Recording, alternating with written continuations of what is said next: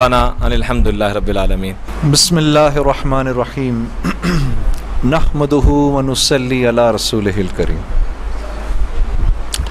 قابل احترام بھائیوں، دوستوں، بزرگوں، میری بہنوں، آپ سب کو السلام علیکم ورحمۃ اللہ وبرکاتہ۔ اور مجھے بیحد خوشی ہے آپ کے شہر آنے کی، اور میں سب سے پہلے اپنے پیارے بھائی، اپنے دوست مولانا عمران بشیر صاحب کا دل کی گہرائیوں سے شکریہ ادا کرتا ہوں کہ جنہوں نے مجھے موقع دیا میں آپ تک آؤں، پھر آپ تمام بہنوں اور بھائیوں کا کہ آپ لوگ آ گئے، اور آپ لوگوں کے آنے سے مجھے کتنی خوشی ہوئی ہے اور کتنی تسلی ہوئی ہے کہ میں آپ کو بیان نہیں کر سکتا۔ اللہ سے بس دعا ہے کہ اللہ پاک ہی آپ کو اس کا اجر عطا فرمائے اور اپنی شان کے مطابق عطا فرمائے۔ آپ مولوی عمران صاحب سے دینی اور اصلاحی بیانات سنتے ہی رہتے ہیں، پتہ نہیں کیوں میرے دل میں آتی ہے کہ آج میں آپ لوگوں کو اپنی کارگزاری سناؤں کہ اللہ نے موسیقی سے اس طرف لانے کا جو میرا انتظام کیا وہ کیسے کیا۔ آئیں آج آپ کو میں یہ سناتا ہوں۔ آپ یقین کریں گے کہ یہی دن تھے، بالکل جولائی کی شدید گرمیاں تھیں۔ پنجاب میں تو جولائی میں موسم تھوڑا سا قدرے بہتر ہو جاتا ہے، کراچی میں جولائی میں حبس بڑھ جاتا ہے اور بہت بڑھ جاتا ہے۔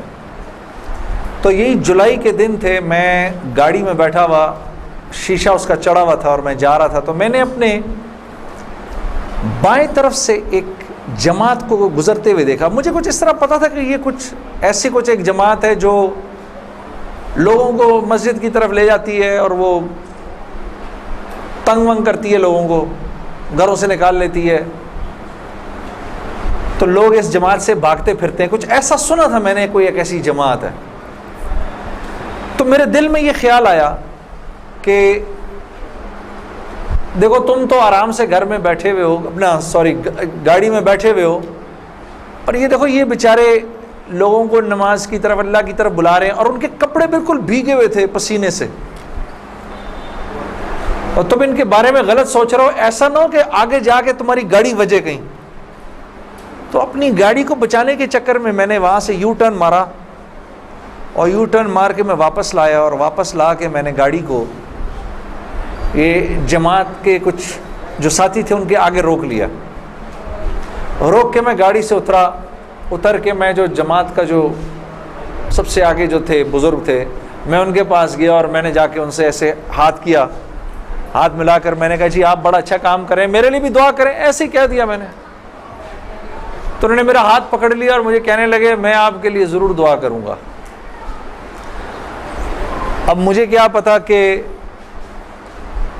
گشت پر نکلا ہوا ہو کوئی، اور وہ گشت پہ نکلا ہوا آدمی دعا کرے، یہ کیسے ہو سکتا ہے؟ اللہ قبول نہ کرے۔ ہو سکتا ہے اس اللہ کے ولی نے میرے لیے دعا کر دی ہو۔ اب آپ لوگ اللہ کا نظام دیکھیں میری بہنوں اور میرے بھائیوں، بہت عجیب بات ہے۔ اس جماعت میں ایک جو لڑکے تھے ان میں سے ایک نے اپنی مسجد میں جا کر بتایا کہ تمہیں پتہ ہے آج ہمیں روکا کس نے؟ تو انہوں نے کہا بھائی کس نے روکا؟ کہا وہ سنگر نہیں ہے جنید جمشید، اس نے آج، یہ لوگ مقامی گشت کر رہے تھے، اس نے گشت کے دوران ہمیں روک لیا، اس نے ہم سے ایسے کہا بھائی ہمارے لیے دعا کرنا۔ اور جس مسجد میں اس نے یہ بات کہی، اس مسجد میں ایک نمازی تھا جو تبلیغ میں لگ چکا تھا، وہ 16 سال پہلے میرے ساتھ اسکول پڑھتا تھا۔ اللہ کا نظام دیکھیں، 16 سال پہلے میرے ساتھ اسکول میں پڑھتا تھا، تبلیغ میں لگ چکا تھا۔ اس نے کہا کس نے روکا تمہیں؟ کہا وہ نہیں ہے، وہ سنگر جنید جمشید، اس نے روکا ہمیں۔ اس نے کہا اچھا میں ٹھیک ہے۔ اب میرے اس دوست نے مجھے ڈھونڈنا شروع کیا۔ ہاں بچوں آپ لوگ آگے آ جاؤ، ادھر قالین پر آ جاؤ، ادھر آ جاؤ، آؤ میرے بھائی آگے آ جاؤ، ادھر قالین پر بیٹھ جاؤ، میرے لیے تو یہ کافی ہے، یہ قالین تمہارا ہی ہے، بیٹھ جاؤ ادھر آ کر، ادھر آ کے بیٹھ جاؤ، لیکن بات نہیں کرنی اور یہ نہیں کرنا. آپ نے انکل کی بات سننی ہے، ٹھیک ہے، یہ نہیں کرنا، یہ نہیں کرو تھوڑی دیر کے لیے، کیونکہ اگر یہ کرتے رہو گے پھر بیٹا سمجھ ہی نہیں آئے گی ہم نے کیا بات کی. ٹھیک ہے، 2 منٹ کے لیے شیطانی ہتھ کنڈے سے جان چھڑا لو. ہاں اچھا، تو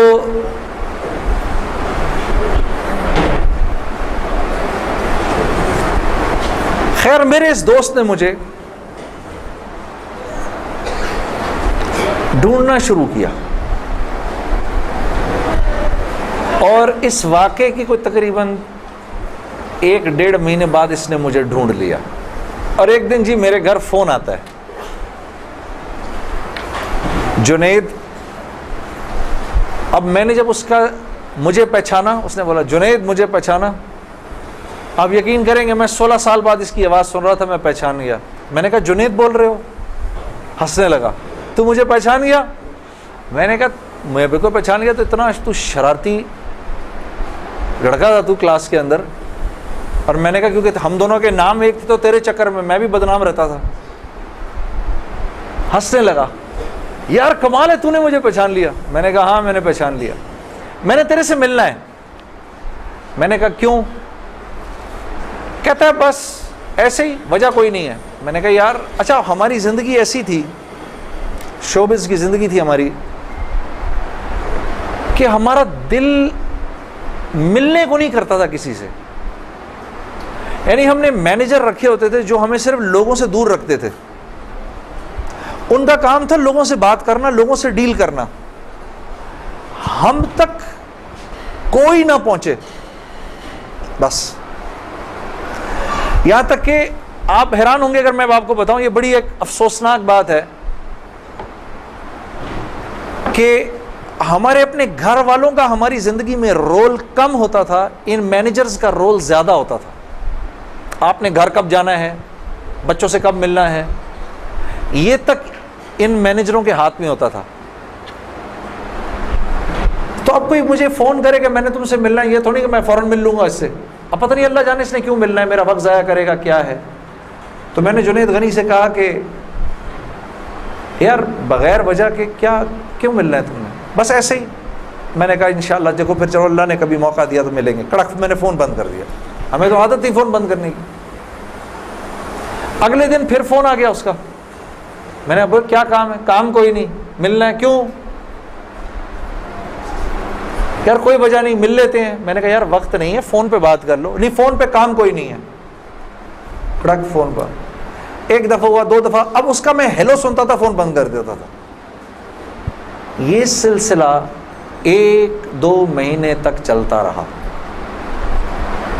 یہاں تک کہ جنید غنی کو میرے گھر کے نوکروں کے نام یاد ہو گئے، فون اٹھانے والوں کے نام یاد ہو گئے، سب کچھ یاد ہو گیا. اس کو سب پتہ ہوتا تھا میں کب پاکستان میں ہوں، کب نہیں ہوں، کب کہاں ہوں، سب.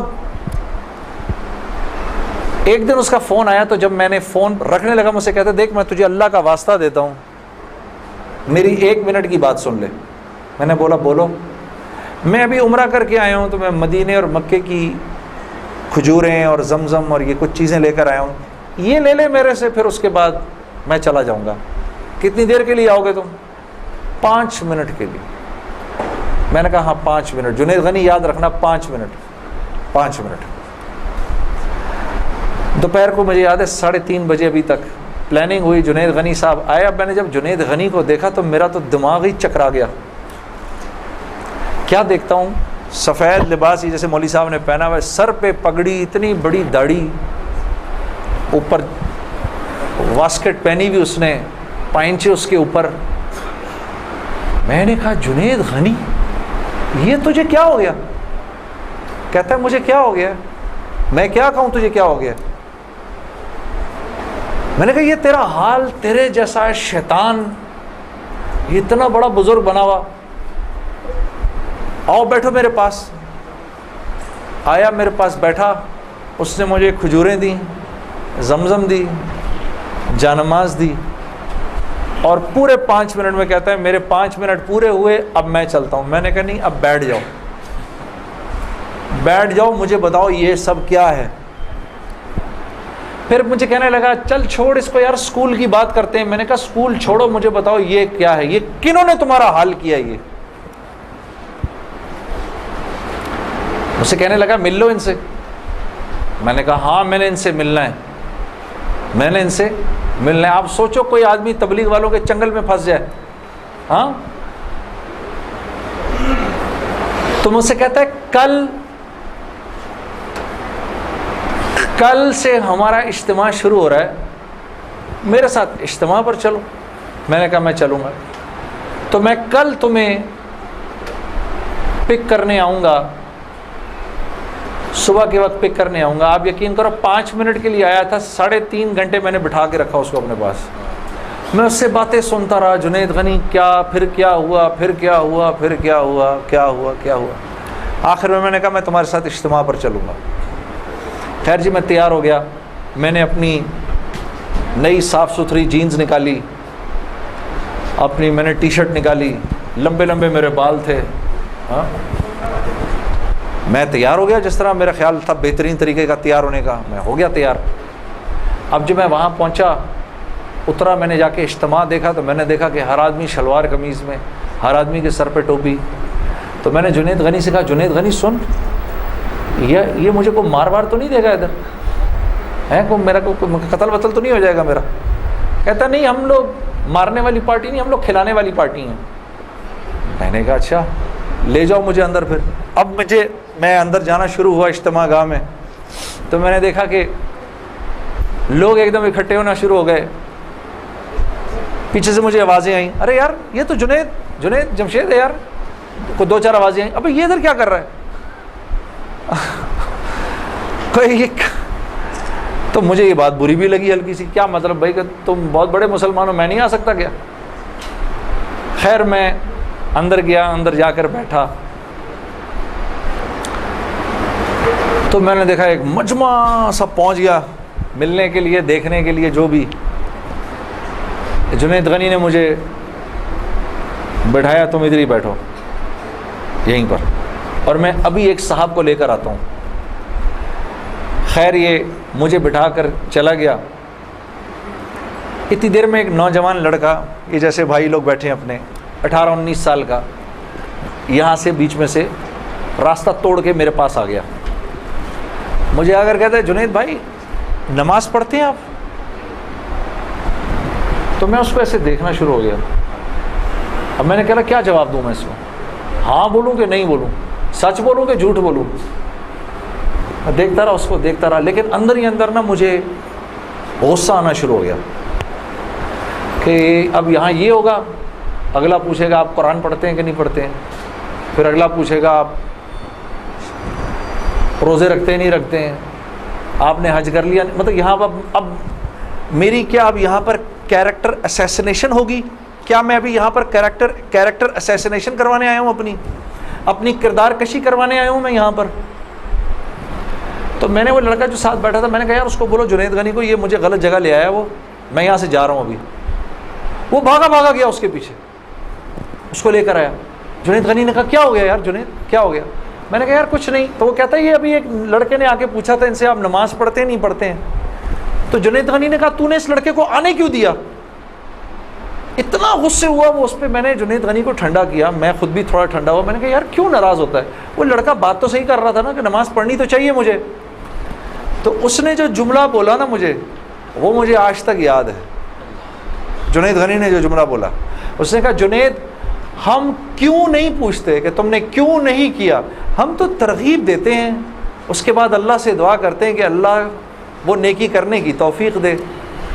ہاں وہ آج بھی مجھے وہ بات یاد ہے۔ اللہ پاک یہ مجھے بھی عطا کرے کہ ہم کسی سے یہ نہ کہیں بھائی تم نے کیوں نہیں کیا یہ، بلکہ نیکی کی ترغیب دیں اور پھر اللہ سے رات کو دعا کریں اللہ میرے اس بھائی کو، میری اس بہن کو توفیق دے وہ اس نیکی کو کر سکے۔ پھر میں نے کہا جنید غنی کو چل چھوڑ یار، میں ادھر ہی بیٹھا ہوں، میں کہیں نہیں جا رہا۔ اب جنید غنی صاحب نے ایک صاحب کو بلایا، ان کا نام تھا ڈاکٹر بلند اقبال۔ ابھی جب میں شان رمضان ابھی یہ شان رمضان کر رہا تھا نا، یہ ابھی کچھ پچھلے رمضان میں، تو ڈاکٹر بلند اقبال صاحب بڑے عرصے بعد مجھے ملنے آئے، میں ملا ان سے، بڑی خوشی ہوئی، میں نے ان کو یاد کرایا وہ واقعہ جو میں اب آپ کو سنانے لگا ہوں۔ تو ڈاکٹر بلند اقبال صاحب میرے سامنے آ کے بیٹھ گئے، اور ڈاکٹر بلند اب تبلیغ والوں کا، بہن میں ذرا سا آپ کو بتاؤں کہ تبلیغ والے نا اب وہ سامنے والے کو جانتے نہیں ہیں، لیکن اس کو اللہ کی دعوت تو دینی ہے، تو آپ پہلے اس سے پوچھتے ہیں بھائی آپ کیسے ہیں، خیریت سے ہیں، آپ کا اسم گرامی کیا ہے؟ اچھا ماشاءاللہ ماشاءاللہ، بڑی خوشی ہوئی آپ سے مل کے، یہ میرا نام ہے، بڑا اچھا کیا آپ آئے۔ پھر باتوں باتوں میں پوچھتے ہیں کہ آپ کیا کرتے ہیں، تو میرے سے بھی انہوں نے پوچھ لیا، تو جنید صاحب آپ کیا کرتے ہیں؟ تو میں چپ کر گیا۔ اچھا کوئی بات نہیں، آواز آ رہی ہے نا میری؟ ٹھیک ہے، اللہ آپ لوگوں کو خوش رکھے۔ جی جی، میرے سے پوچھنے لگے جنید صاحب آپ کیا کرتے ہیں؟ اب میں اس کی شکل دیکھنا شروع ہو گیا، میں نے کہا ابھی تک تو جی جی جی اچھا اچھا اچھا اچھا ہو رہی ہے اس کی ریکارڈنگ؟ اچھا اچھا، چلو آپس میں بات نہیں، میرے سے سن لو، آپس میں بات نہ کریں۔ تو میرے سے نا اب میں ان کی شکل دیکھوں، میں نے کہا اب تک مار نہیں پڑی تو اب پڑے گی۔ اب جو میں نے بتایا نا میں کیا کرتا ہوں، تو میرے چہرے کے بدلتے ایکسپریشنز دیکھ کے نا جنید غنی نے ان سے کہا ارے ڈاکٹر صاحب آپ اس کو نہیں پہچانتے؟ یہ وہ ہے نا جس نے دل دل پاکستان گایا ہے۔ ڈاکٹر صاحب کہتے ہیں ارے واہ واہ واہ واہ واہ واہ واہ واہ، مسلمان کی تو شان ہی یہی ہے، جس کام کو کرتے آگے بڑھ جاتا ہے۔ میں نے کہا یہ آدمی ٹھیک آدمی ہے،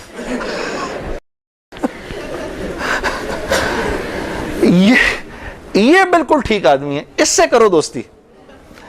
تو بعد میں میں نے ڈاکٹر صاحب سے کہا ڈاکٹر صاحب یہ جواب آپ کہاں سے لائے اتنا خوبصورت سا؟ تو مجھے کہنے لگے یار میں نہ تجھے جانتا نہ مجھے یہ پتا دل دل پاکستان کیا۔ تو جب اس نے بولا نا کہ اس نے دل دل پاکستان گایا تو میں نے کہا واہ واہ واہ واہ، اور میں دل میں دعا کروں یا اللہ جلدی سے صحیح جواب میرے ذہن میں ڈال، جلدی سے صحیح بات ڈال میرے ذہن میں۔ تو میں نے فٹ کہہ دیا، اور یہ بات میرے دوستو ہے بھی سچ کہ مسلمان کی شان یہ ہے، مسلمان جس کام کو کرتا ہے نا مسلمان اس کام میں آگے بڑھ جاتا ہے۔ ساری دنیا میں جن کاموں کو آپ برا کام سمجھتے ہیں نا کہ یہ برے کام ہیں، ان برے کاموں کو بھی اگر کبھی کسی مسلمان نے کیا نا تو یقین کرو غیروں سے بھی زیادہ کیا۔ ہاں یقین کرو، مسلمان ایک عجیب امت ہے، ہم سے بہتر کوئی نہیں، کنتم خیر امہ، بس یہ ہر لائن سے بہترین امت ہے۔ جس کو اللہ ہی کہہ دے تم بہترین ہو تو پھر ہمیں دوسروں سے پوچھنے کی کیا ضرورت ہے کہ ہم اچھے ہیں کہ برے ہیں؟ ہاں اب میں پورا دن ڈاکٹر بلند اقبال صاحب کے ساتھ پھرتا رہا، اور جب دن کا آخر آیا تو جنید غنی نے مجھے کہا کہ چل میں تجھے اب گھر چھوڑ دوں۔ میں نے کہا گھر تو مجھے چھوڑ دو، لیکن یہ بسترے کیا ہیں، یہ جو بسترے لگے ہوئے ہیں؟ کہا یہ رات کو لوگ یہاں سوئیں گے۔ میں نے کہا اور یہ جو بزرگ حضرات ہیں یہ بھی ادھر ہی سوئیں گے؟ میں نے کہا یار میں تو ان سے زیادہ فٹ آدمی ہوں، اگر یہ بوڑھے لوگ ادھر سو سکتے ہیں تو میں بھی سو سکتا ہوں۔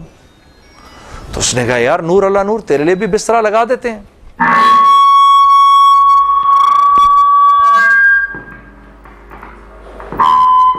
جی اب ٹھیک ہے، تو مجھے کہنے لگا تیرے لیے بھی بسترا لگا دیتے ہیں۔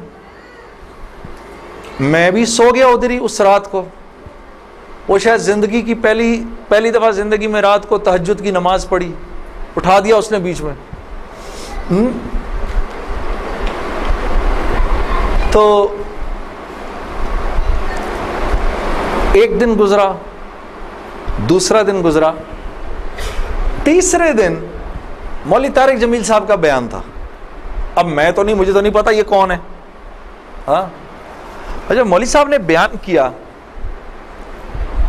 تو میں نے جنید غنی سے کہا یار بڑے اچھے اچھے بیان تھے یہ سارے تیرے بزرگ، یہ کون آدمی ہے؟ کہنے لگا یار یہ ہیں ہمارے ایک مولانا۔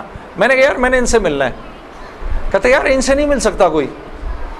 میں نے کہا بھائی میں اس ملک کے صدر سے بھی مل سکتا ہوں اور اس ملک کے پرائم منسٹر سے بھی مل سکتا ہوں. یہ مولوی سے ملنا کیا مشکل ہے؟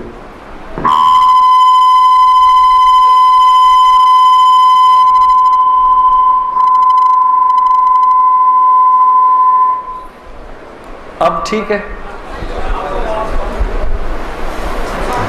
ٹھیک بہترین. تھوڑا سا اور، تھوڑا سا اس کا گین تھوڑا کم کر دو.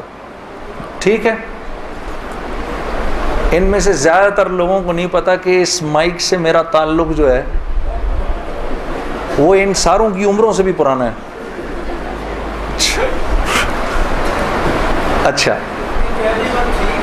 اب ٹھیک ہے، اب ٹھیک. آپ لوگوں کو پیچھے آواز آ رہی ہے؟ بس. تو خیر میں نے اس کو کہا مجھے ملنا ہے، ہر صورت میں ملنا ہے. کہنے لگا یار کس طرح کریں گے، چل میں تجھے لے کے چلتا ہوں. خیر جی ہم پورے مجمع میں سے نکلے دونوں، کرتے وہ پیچھے حضرات کے ٹینٹس لگے ہوئے تھے. کرنگی میں ہوا تھا یہ کراچی کا اجتماع. میں اور یہ بات کر رہا ہوں 1997 سپٹمبر 1997 3 سپٹمبر مجھے ابھی تک یاد ہے، میری سالگرہ تھی 3 سپٹمبر 1997. عمر بھی بتا دوں میری کیا ہو گئی تھی، معلوم ہے سب؟ آپ کو سب کو پتہ چلے گا 50 سال کا تو ہو ہی گیا ہوں نا میں. اب کیا ڈرنا، جو 50 سال کا بندہ ہو جائے وہ کیا عمر چھپایا اپنی. خیر تو میں جب ادھر پہنچا تو وہاں پر ایک لڑکا ایسے ڈنڈا لے کر کھڑا ہوا مولوی صاحب کے کمرے کے باہر. تو مجھے دیکھ کر وہ مسکرانے لگا، جنید بھائی آپ ادھر کیا کر رہے ہیں؟ اب مجھے 3 دن تو گزر گئے تھے. میں نے کہا کیوں بھائی، میں کیوں نہیں آ سکتا ادھر، تو بڑا مسلمان ہے میرے سے. ہنسنے لگا، نہیں وہ میں نہیں کہہ رہا، میں آپ کو دیکھ کے تھوڑا حیران ہو گیا، کیا کام ہے؟ میں آپ کا بڑا فین ہوں. میں نے کہا اچھا. تو میں نے کہا کہ مجھے یہ جو تھے نا مولانا طارق جمیل، ان سے ملنا ہے. کہ یار جنید بھائی ان سے تو ملنے کی کسی کو اجازت نہیں ہے. میں نے کہا تم جا کر بتاؤ تو صحیح کہ میں نے ملنا ہے. اچھا میں کچھ کرتا ہوں. خیر وہ اندر گیا، اس نے اندر جا کر کہا کہ آپ آئیں اندر. تو میرا دوست جنید غنی مجھے لے گیا. آپ یقین کرو میں نے مولوی طارق جمیل صاحب کو زندگی میں کبھی اکیلے بیٹھے نہیں دیکھا. وہ اللہ نے شاید اس دن ملوانا تھا یا بات کروانی تھی. اکیلے بیٹھے ہوئے تھے خیمے میں اپنے. جنید غنی نے جا کر اندر کہا مولانا میرا ایک دوست ہے جنید جمشید، وہ آپ سے ملنا چاہتا ہے. مولانا نے کہا کون؟ جنید جمشید؟ میں باہر کھڑا حیران ہو گیا، ان کو کیسے پتا میں کون ہوں؟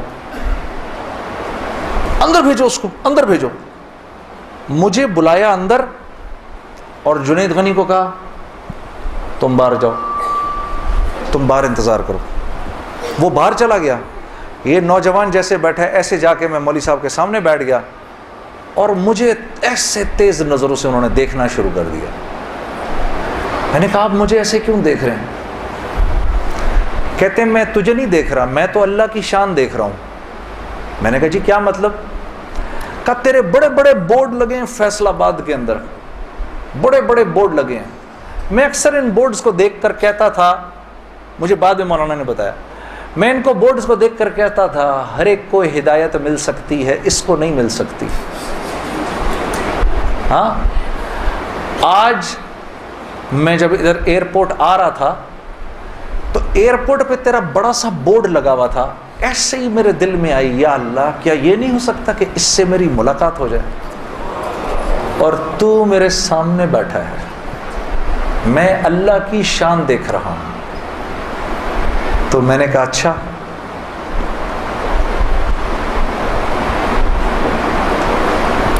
کہنے لگے دل پاکستان تو نے گایا ہے؟ میں نے کہا جی. میں نے کہا آپ نے سنا ہے؟ کہا نہیں سنا تو نہیں، بسوں کے پیچھے لکھا دیکھا ہے.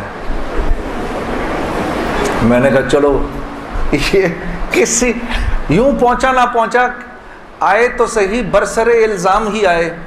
ہاں ہونٹوں پہ کبھی ان کے میرا نام ہی آئے تو صحیح برسر الزام ہی آئے. میں نے کہا چلو یوں نہیں تو یوں سے, تعارف یوں نہیں ہوا تو یوں ہو گیا, بسوں کے پیچھے تو لکھا دیکھ لیا, کوئی نہیں. ادھر سنو, اور یہ ہمارے ملک کی سوغات ہے, اس پہ گھبرانا نہیں چاہیے یار. ایسے ہو جاتے ہیں, ہائے یہ کیا, ارے یار کیا ہو گیا, بجلی چلی گئی نا, آ گئی. یہ تو ہمارے ملک کی سوغات ہے, اس پہ گھبرانا نہیں چاہیے. ہاں اس پہ اس لیے نہیں گھبراؤ, آپ نہیں گھبراؤ گے نا تو غیر بھی نہیں گھبرائیں گے. جب آپ گھبرا جاتے تو غیر بھی کہتے ہیں ہاں یار کوئی عجیب سی بات ہو گئی ہے. تو ہاں ان کو بھی بولو یوز ٹو ہو جاؤ بھائی, ہم لوگ مل بانٹ کے کھانے والے ہیں, کبھی آپ کے گھر نہیں تو کبھی ان کے گھر نہیں, ہاں کبھی میرے گھر تو کبھی آپ کے گھر. تو اس پہ گھبرانا نہیں چاہیے. خیر, تو میں نے مولوی صاحب سے کہا مولانا میرا ایک سوال ہے. ایک پاکستانی نوجوان میری عمر کا,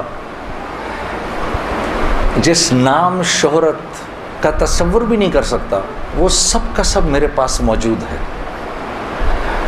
لیکن میں اندر سے خالی ہوں. لوگ اس بات کو نہیں جانتے, لوگ سمجھتے ہیں کہ میں بہت خوش ہوں, لیکن میں اندر سے بہت پریشان ہوں, بہت اضطراب ہے, اور اس کی وجہ مجھے سمجھ نہیں آتی. فرمانے لگے تیرا مسئلہ یہ ہے کہ تجھے چوٹ لگی ہے سیدھے گھٹنے پر اور تو مرم لگا رہا ہے الٹے گھٹنے پر. میں نے کہا جی وہ کیسے؟ فرمانے لگے دیکھو اللہ نے انسان کو دو چیزوں سے بنایا ہے, ایک مٹی سے بنایا ہے, ایک جسم سے بنایا ہے جو کہ مٹی کا بنا ہوا ہے, اور ایک روح ہے جو اللہ کا امر ہے. ٹھیک, تو جسم کیونکہ مٹی کا ہے اس لیے اللہ نے اس کی ہر ضرورت کو مٹی میں رکھا ہے. جو کھانا ہم کھاتے ہیں, جو کپڑے ہم پہنتے ہیں, جو پانی ہم پیتے ہیں, جن گھروں میں ہم رہتے ہیں, جو چیزیں ہم استعمال کرتے ہیں, یہ سب جسم کی ضرورت کی چیزیں ہیں. اور کیونکہ جسم مٹی کا ہے تو اللہ نے ان تمام ضرورتوں کو مٹی میں رکھا ہے. روح اللہ کا امر ہے, یہ آسمانوں سے آئی ہے, تو اس کی خوراک بھی آسمانوں پر ہے, زمین میں نہیں ہے. پھر فرمانے لگے اگر میں تم کو سونے کے ایک محل میں بند کر دوں اور 4 دن کھانے کو نہ دوں تم کیا کرو گے؟ میں نے کہا ظاہر سی بات ہے میں چیخوں گا کہ مجھے کچھ کھانے کو دو. کہا بس یہی حال تیری روح کا ہے کہ تیرا جسم اچھے اچھے کپڑے پہنتا ہے, بڑی بڑی گاڑیاں چلاتا ہے, اچھے اچھے محلوں میں رہتا ہے, اور تو اپنے آپ کو سیٹسفائی کرنا چاہتا ہے, لیکن اندر تیری روح جو ہے وہ بھوکی ہو کے جب چیختی ہے تو تیرے سر میں درد ہوتا ہے. تو اس روح کی بھوک کا بھی تو علاج کر. تو میں نے کہا اس کی خوراک کہاں ہے؟ کہا یہ آسمانوں سے آئی ہے تو اس کی خوراک بھی آسمانوں پر ہے, زمین میں نہیں ہے. اور دل کے سکون, چین اور اطمینان کا تعلق اس مٹی کے بنے ہوئے جسم سے نہیں ہے بلکہ اس آسمان سے آئی ہوئی روح سے ہے. تو میں نے کہا اس کی غذا کیا ہے؟ فرمانے لگے اس کی غذا اللہ کا کلام ہے, اللہ کے حکم ہے, اس کی غذا نبی کی زندگی ہے, نبی کے طریقے ہیں, نبی کی سنت ہے. وہ جب تک اس کو ملیں گے نہیں یہ بھوکی رہے گی, اور جب یہ بھوک کر چیخے گی تو پھر تم تو مسلمان ہو, تمہیں تو پتہ ہے, غیروں کو تو پتہ نہیں. وہ دماغ کی اس چیخ کو سلانے کے لیے کبھی شراب پیتے ہیں, کبھی نشے کرتے ہیں, لیکن یہ تو جب تک روح بھوکی ہے اس وقت تک اندر سے تم مضطرب رہو گے, سکون چین نہیں ملے گا. اور پھر قرآن کی وہ آیت پڑھی, مجھے آج بھی یاد ہے, الا بذکر اللہ تطمئن القلوب, کہ اللہ پاک چیلنج دے رہے ہیں سب کو کہ اگر دل کا سکون, چین اور اطمینان چاہیے میرے بندو, مالداروں, حکومت والوں, دولت والوں, شہرت والوں, اگر تمہیں دل کا سکون, چین, اطمینان چاہیے تو تمہیں مجھ سے تعلق بنانا پڑے گا, مجھ سے یاری لگانی پڑے گی. مولانا کی یہ بات سن کر میں تو پہلے ہی پریشان تھا, 3 دن سے بیان سن رہا تھا, میں تو دھاڑے مار کے رونا شروع ہو گیا. روتا رہا بڑے دیر تک. پھر جب مجھے تھوڑا سا چین آیا تو میں نے کہا مولوی صاحب اس کا مطلب کیا ہے؟ میری پوری زندگی برباد ہو گئی. تو فرمایا نہیں، بالکل بھی نہیں، کہ یہ معاملہ تم دنیا والوں سے تھوڑی کر رہے ہو، یہ معاملہ تم تو اللہ سے کر رہے ہو. اور اللہ کے ہاں معاملہ کیا ہے؟ اللہ کے ہاں معاملہ کیا ہے کہ ابھی انسان اللہ رب العزت سے معافی مانگنے کا ارادہ ہی کر رہا ہوتا ہے، دل میں ابھی خیال ہی آ رہا ہوتا ہے کہ اللہ رب العزت اگلے پچھلے معاف کر دیتے ہیں سارے. پھر مجھے فرمایا، یہ مجھے پھر بات سنائی، حدیث قدسی سنائی کہ میرے بندے، تو یہ زمین و آسمان سارے کے سارے اگر اپنے گناہوں سے بھر دے، جو کہ تو بھر نہیں سکتا، اگر تمام جن و انس بھی مل جائیں تو بھر نہیں سکتا، لیکن اگر تو نے ایسا کر بھی دیا، ایک مرتبہ اگر تو نے کہا اے اللہ مجھے معاف کر دے، تو نہ صرف یہ کہ ہم تمہیں معاف کر دیں گے، بلکہ تم ایسے ہو جاؤ گے جیسے تم نے ان گناہوں کو کیا ہی نہیں. میں تو بے یقینی کی حالت میں مولانا کو دیکھنے لگا. میں نے کہا مولوی صاحب واقعی؟ کہا ہاں. پھر پوچھنے لگے کیا ارادہ ہے؟ اب میرا ارادہ میوزک چھوڑنے کا تو نہیں تھا کہ میں نے کہا ادھر آؤ، وہ کیا کہ نمازیں بخشوانے آئے، کیا روزے گلے پڑ گئے؟ ہاں جی، میرا تو کوئی پروگرام نہیں تھا میوزک چھوڑنے کا، لیکن گناہ بھی بخشوانے تھے. تو پھر مجھے کہنے لگے توبہ کرو گے؟ میں نے کہا مولوی صاحب کس چیز سے؟ کہا اپنی اس پچھلی زندگی سے. میں سوچ میں پڑ گیا. اچھا، میں نے کہا جی میں توبہ کرتا ہوں. میں نے توبہ کی، یا اللہ میوزک چھوڑنے کا تو میرا کوئی موڈ نہیں، یہ مولوی بھی اللہ جانے کیا کہہ رہے ہیں، لیکن اگر تجھے اس سے کوئی میرے لیے بہتر زندگی نظر آتی ہے تو تو مجھے اس زندگی پہ لگا دے کہ واقعی میں چاہتا ہوں کہ تجھے راضی کر سکوں، تجھے خوش کر سکوں. اے اللہ پچھلی پوری زندگی پر توبہ کرتا ہوں، اگلی زندگی تیرے حکموں پر چلنے کی کوشش کروں گا. اگر تو واقعی ایسا ہے جیسا یہ مولوی صاحب فرما رہے ہیں تو تو مجھے معاف کر دے. میں نے کہا توبہ کر لی. مولوی صاحب نے کہا اب کیسا محسوس کر رہے ہو؟ میں نے کہا جی بہت ہلکا.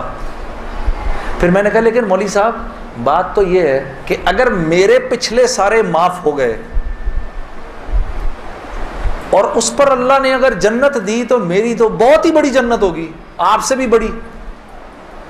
تو فرمانے لگے نہیں بیٹا اتنی جلدی نہ کرو، تمہیں وصول تو ہم ہی نے کیا ہے، جو تجھے ملے گا اس سے تو بڑا ہمیں ملے گا ہی ملے گا. ہاں،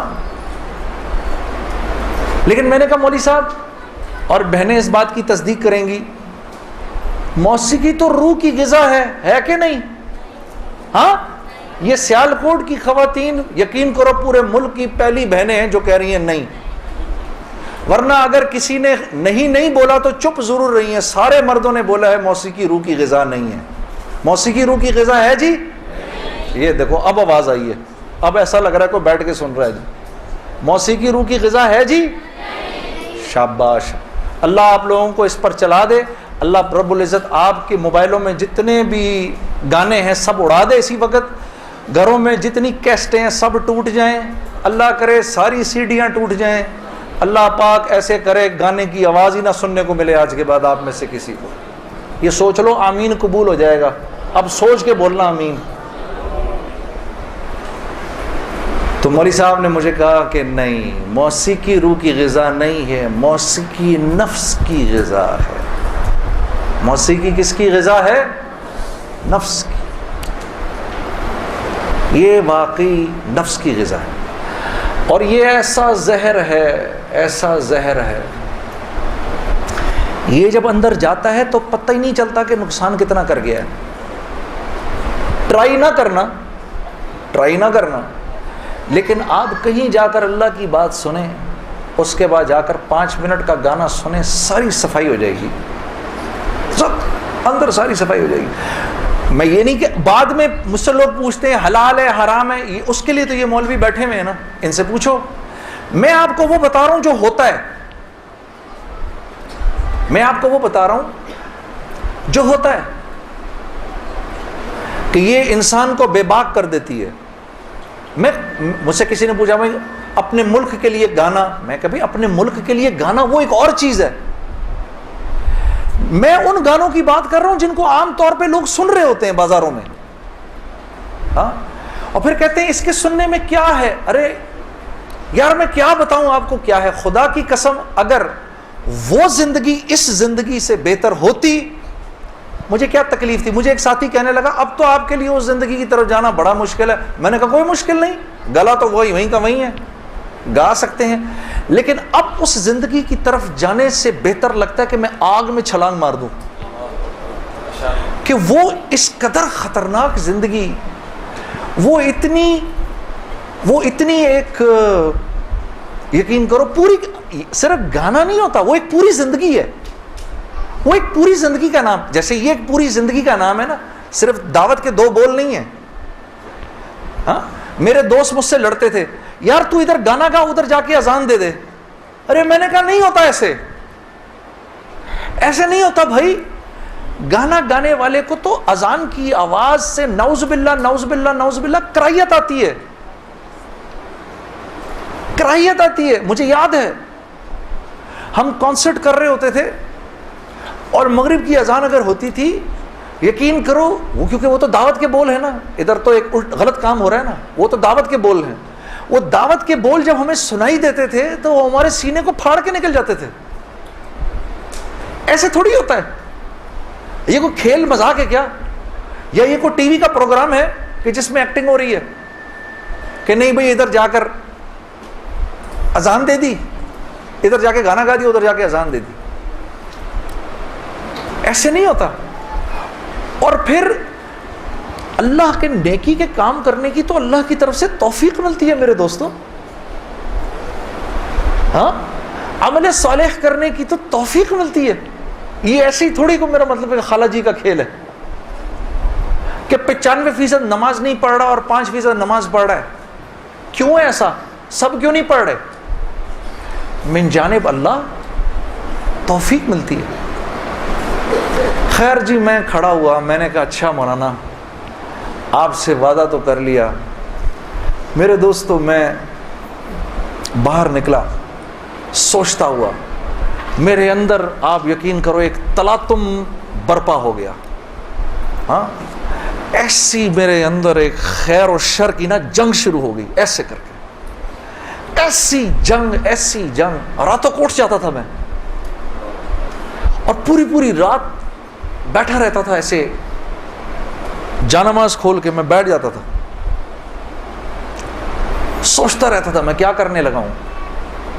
ایک لمحے خیال آتا تھا نہیں بڑی نیکی کا کام کر رہا ہے تو لوگوں میں محبتیں پھیلا رہا ہے, لوگ خوش ہو رہے ہیں. دوسری طرف خیال آتا تھا یار کیا یہ اللہ رسول کو یہ بات منظور ہے, ان کو پسند ہے, میں کیا کر رہا ہوں. پھر یہ خیال آئے ارے نہیں ان مولویوں کی نہ سننا. پھر یہ خیال آئے, یاد رکھنا آپ کو میں 2-4 وہ باتیں بتا رہا ہوں جو میرے پہ گزری, یہ میں گر کی باتیں بتا رہا ہوں آپ کو. جب شیطان اپنا چکر چلائے گا نا 2 باتیں کرنے کو کہے گا, یاد رکھنا.